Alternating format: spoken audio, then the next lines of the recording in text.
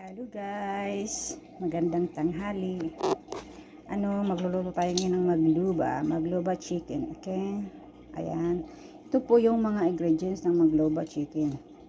Sa ilalim, lahat nito vegetables piniprito kaso hindi siya nababrown. Hindi na kailangan lulutuin pa man ulit.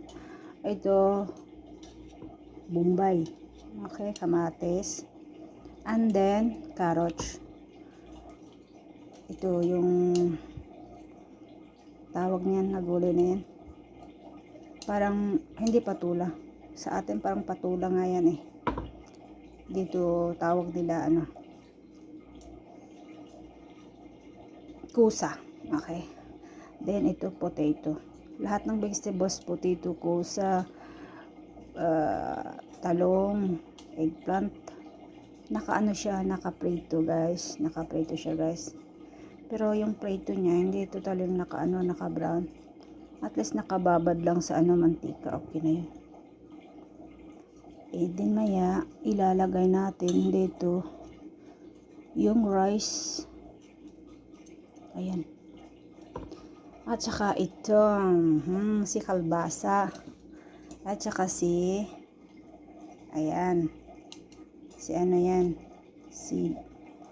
Anong tawag dyan? Atsal, giant atsal, sobrang laki. Ayun na, mamaya na. Ito, ayan, kalbasa, ilalagay natin.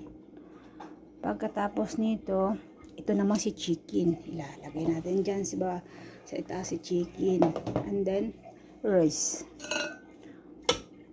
Pagkaluto niyan, yan na si magloba. Ang tawag ng si magloba rice, magloba. Okay guys, so yummy. This is the food, Arabic food, magloba.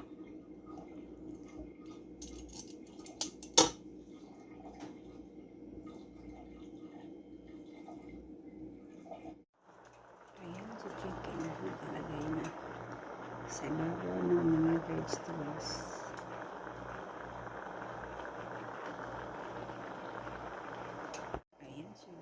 Nakalagay na